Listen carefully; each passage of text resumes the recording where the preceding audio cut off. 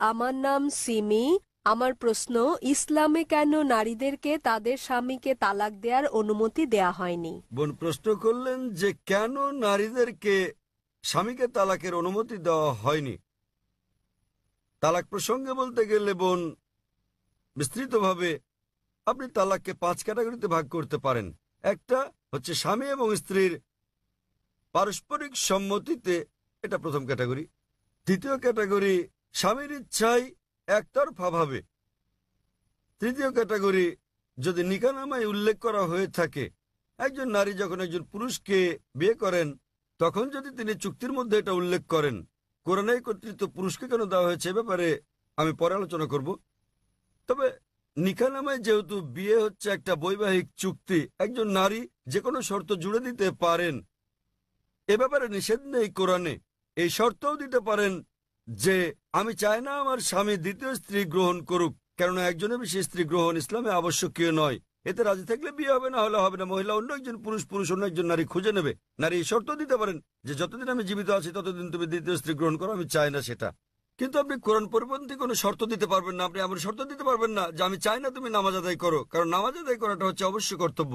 আপনি এমন শর্ত দিতে পারেন না যে ঐচ্ছিক। অনুরূপভাবে নারী এমন শর্ত দিতে পারেন যে আমার একতরফা তালাক দেওয়ার এখতিয়ার থাকবে। একে বলে তালাকে তাবীজ অথবা ইসমা। তৃতীয় ক্যাটাগরি। চতুর্থ ক্যাটাগরি হচ্ছে তিনি শর্তের মধ্যে উল্লেখ করেন নাই, কিন্তু এখন তিনি তালাক চান। এক্ষেত্রে তিনি স্বামীকে তালাকের জন্য অনুরোধ করতে পারেন, আমি তোমার সঙ্গে থাকতে চাই না।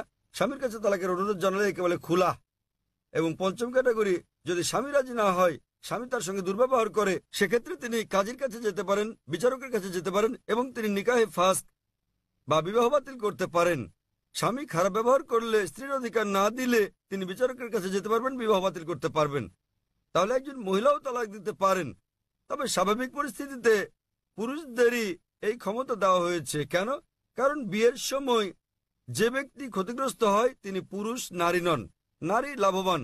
যদি আপনি আমার কথা শুনে থাকেন, গত শনিবারে ইসলামে নারীর অধিকার, অধীনতা না সুরক্ষা এই ব্যাপারে আমি সেখানে বলেছি যে বিয়ের সময় নারীদের প্রাপ্তিযোগ ঘটে। কোরআনে বলা হয়েছে সূরা নিসা অধ্যায় 4 আয়াত নম্বর 4 যে নারীদেরকে দিয়ে দাও বিবাহের সময় বৈবাহিক পুরস্কার, মোহর।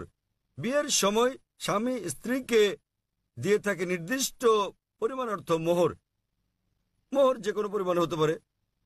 তাহলে ভাবুন, নারীর বিয়ের আগে এটা পুরুষের কর্তব্য, অর্থাৎ পিতা এবং ভাইয়ের কর্তব্য। বিয়ের পর এই দায়িত্ব তার স্বামীর, আর ছেলের তার অন্ন, বস্ত্র, বাসস্থান সহ সব আর্থিক বিষয়গুলো দেখা।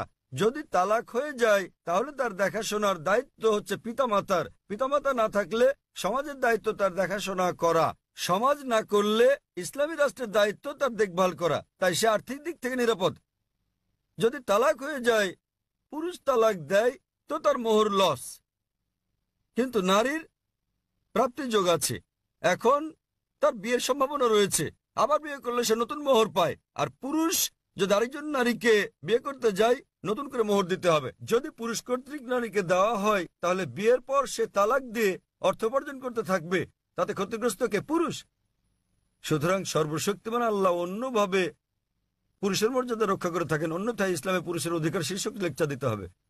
কারণ তালাক হলে পুরুষ নারীর চেয়ে আর্থিক ও অন্যান্য দিক দিয়ে বেশি ক্ষতিগ্রস্ত হয়। নারী নিরাপত্তা পায় পরিবার থেকে, সমাজ থেকে, রাষ্ট্রের কাছে। পুরুষ তা পায় না। তাই এইসব কারণে আল্লাহ সর্বশক্তিমান ঈশ্বর পুরুষকে নিরাপত্তা দিয়েছেন। তথাপিও নারী চাইলে বৈবাহিক চুক্তিতে উল্লেখ করলে সে নিজেও তালাক দিতে পারবে, অথবা সে তালাক দেওয়ার জন্য স্বামীকে অনুরোধ করতে পারে, যাকে বলে খুলা। অথবা স্বামী খারাপ ব্যবহার করলে বিচারকের কাছে যেতে পারে এবং বিবাহ বাতিল করে দিতে পারে, যাকে বলে নিকাহে ফাস্ক। আশা করি উত্তরটা পেয়েছি। জি, আপনাকে ধন্যবাদ।